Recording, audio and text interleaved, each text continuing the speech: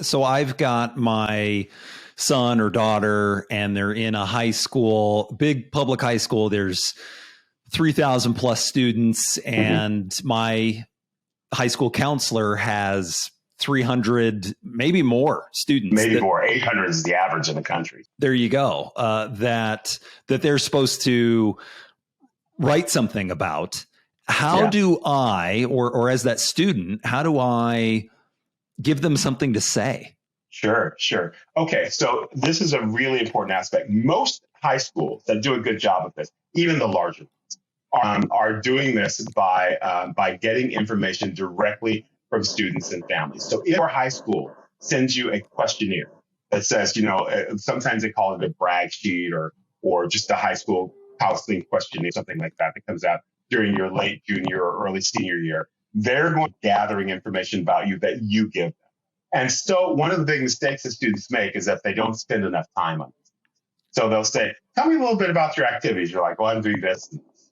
Okay, no.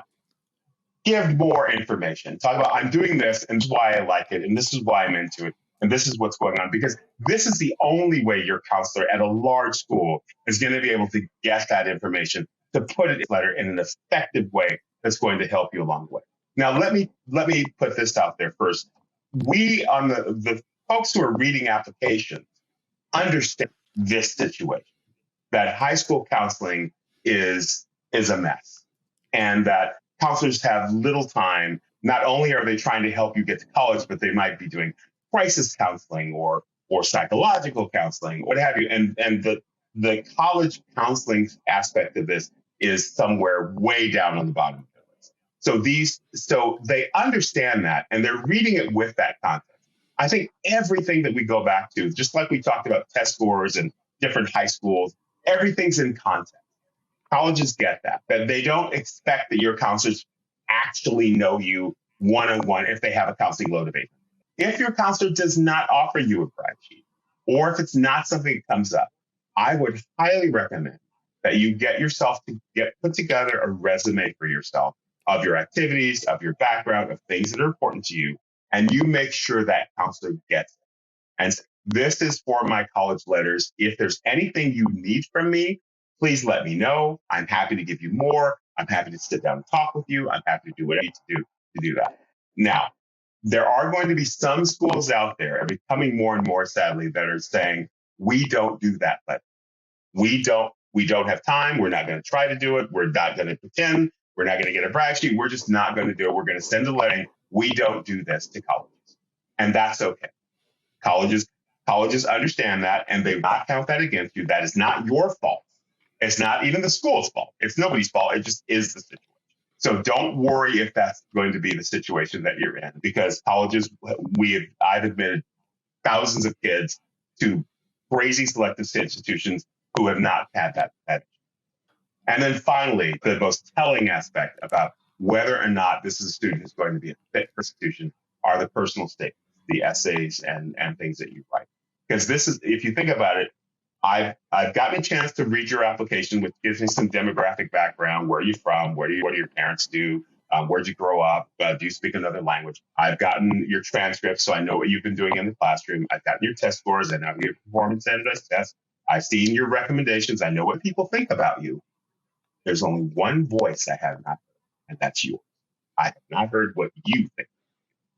And this is the last thing that most of us read in the application because you have the final word. And so it becomes very important that that essay be something that epitomizes who you are. Now, 650 words. A lot of people make the mistake of saying, I'm going to tell you everything about me in 650 words. 18 years and 650 words is not going to fit. There's no way.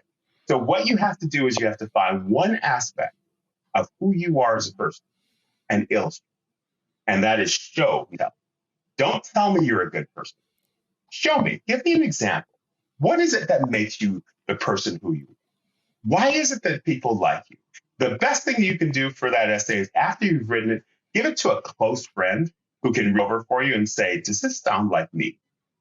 And maybe it's just one aspect of who you are. Maybe it's the fact that you've always been involved in theater your whole life because it has really changed who you are as a person the first step foot on stage, you realize this was your calling.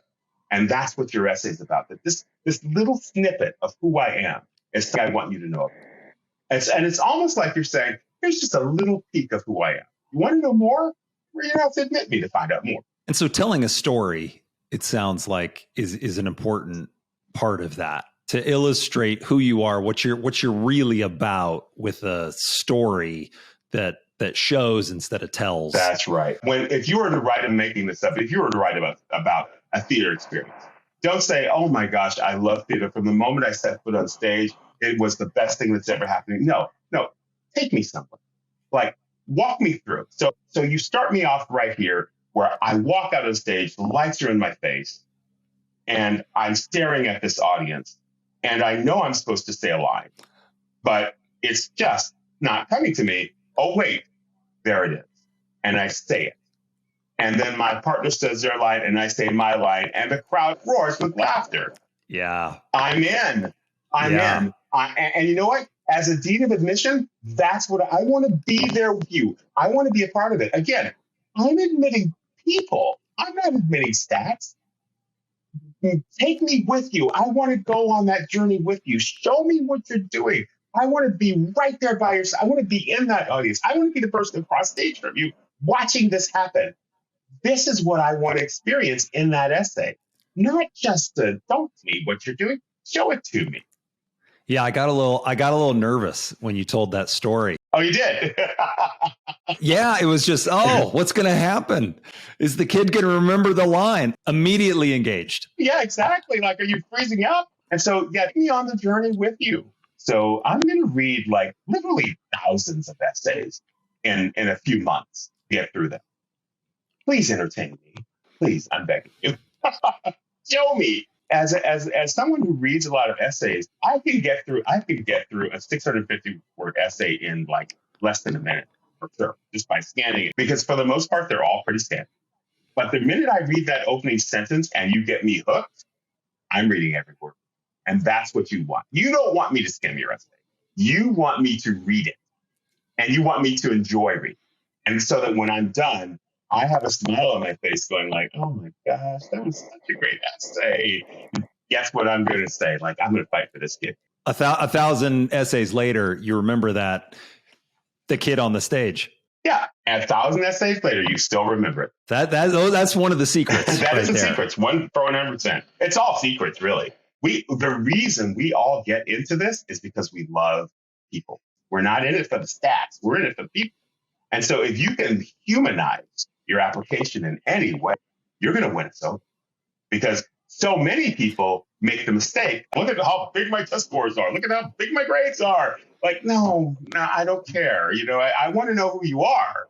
And that's the key.